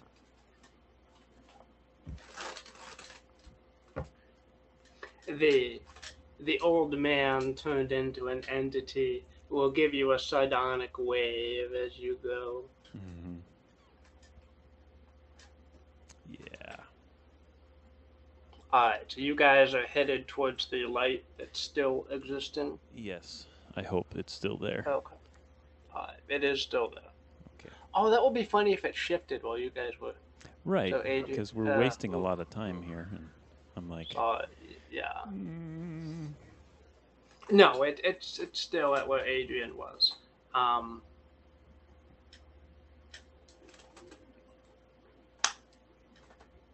Okay. You guys dart through the shimmering light of at the end of the tunnel road, emerge into the ruins, surrounded by the forest with Adrian, and you guys escape the city of midnight. Wow. Yay! But into our own world, who knows? We'll never know. Who knows? Unless childlike armor will dump Bertok into his hometown. Because that would be extremely cool. And I could see that happening. His goblin ravaged hometown. That is interesting.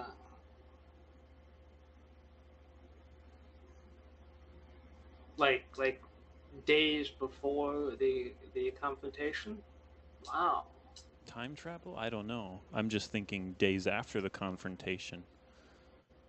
or at the normal time where they left.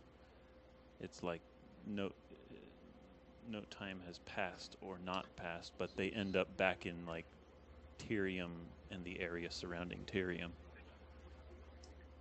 And oh, guess what? Now our airship is stuck in the middle of the ocean. All right, yeah. Let's just say that sure, you guys emerge. The ruins look like halfling corpses, Mm-hmm. and a forest has since grown up around your previous village. Yeah. Yes. Cool. And Bertok, recognizing it at once, will fall to his knees with a cry of dismay and, like, pick up one of the helmets lying there, discovering a halfling skull staring back at him, and sob for his lost family and friends. Oh no! I knew it was him! I knew it was him all along. How could anybody forget the encrusted helmet of Yorick? Or something.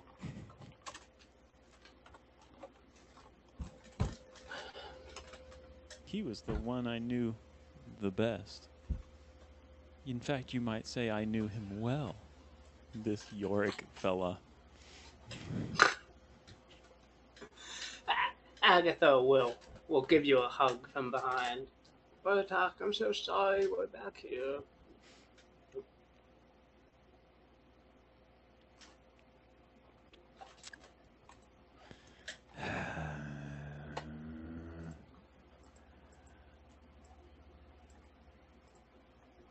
I love how the red light's just leaving.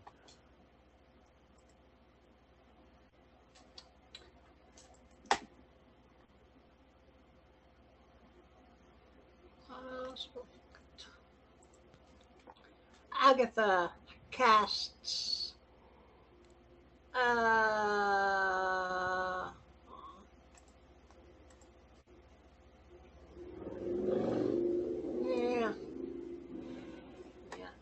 yeah.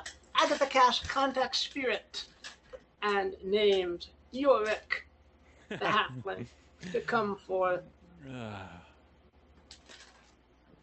And she asked Yorick, the halfling spirit, Are you at peace, Yorick? Are you suffering now? And Yorick will say, No, he's found the happy hunting grounds and is at peace. Happy hunting ground, I love it. So, and Bertok will sob even harder, but a smile will curl his mouth as he realizes not all is bad after all. Maybe he can go back to Delgaer and retire and keep his shop without and he'll be like, the goblins, we took care of them. Are you happy, Yorick, that we took care of the goblins? My old thief, my old friend Raffin took care of them. They're gone. They'll never bother anyone again. You will see the ghostly spirit give a sigh of relief as he fades into nothingness again. And as his voice echoes, you should have forgiven them.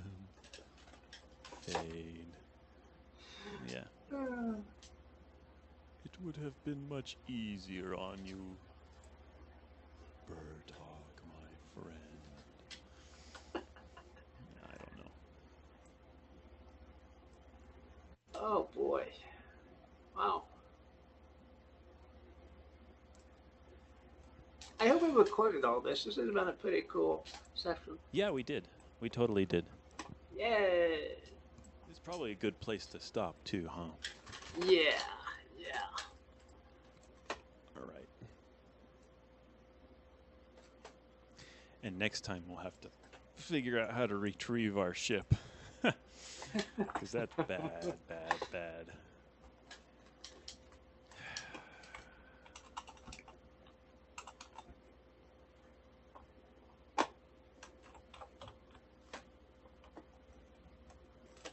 All right.